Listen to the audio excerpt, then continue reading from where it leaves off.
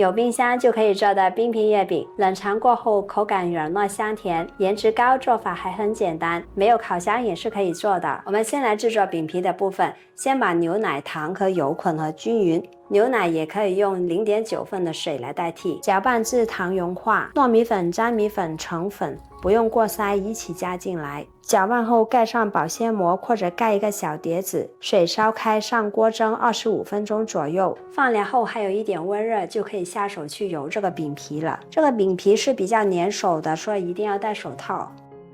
饼皮是一定要完全蒸熟的，如果感觉还没有蒸熟，可以再放回锅里蒸几分钟，放在案板上揉几分钟，直到饼皮表面变得非常光滑。揉好的饼皮延展性是非常好的，可以开始调色了。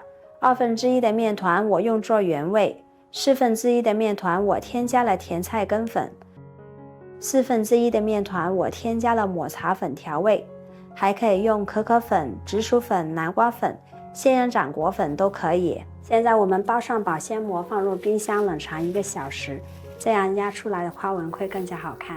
我们再来做一个清爽又好吃的奶黄馅。先把屏幕上的材料倒进碗里，里面用到的糖我们可以用甜叶菊糖或者是罗汉果糖代替都行。搅拌至一个无颗粒的状态，搅拌均匀后，我们再打入3颗鸡蛋，3颗鸡蛋的重量大约是140克。我们继续把它搅拌均匀。黄油加进来，这个黄油它没有融化也是没关系的，因为等一下呢我们是用隔水加热的方式把馅煮熟，也可以用不粘锅小火把这个馅炒熟，但是隔水加热呢就不容易炒糊。大火把水烧开，转小火加热，注意小心烫手，尽量用不锈钢盆加热，这样速度会更快。不要煮得太干，成团不粘就可以了，煮得太干是不好吃的。饼皮放凉后，我们就分成25克一个的馅料。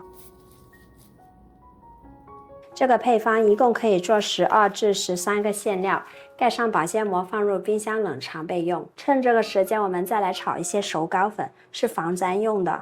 这个熟糕粉我们炒5至8克就可以了，不要炒太多。开最小火把糯米粉炒至微微发黄。饼皮是25克一个，我觉得双拼的颜色会更好看一些。饼皮我们可以借助大鱼际来压开，压成中间厚、四周薄的圆形，放上馅料。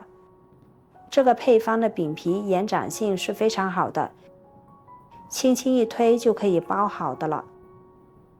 中间饼皮比较厚的位置压花纹是最好看的，这个粉红色和紫色的颜色一定要做，太好看了，就像叶子和花朵的颜色。纯白色的冰皮月饼，我们在表面涂上一些手糕粉，模具的表面也需要涂上一些手糕粉来防粘。这次用到的模具是50克，冷藏过后的饼皮压出来的花纹是非常立体的。带颜色的冰皮月饼，为了让它看起来颜色更鲜艳，我们在模具的表面涂上一层油。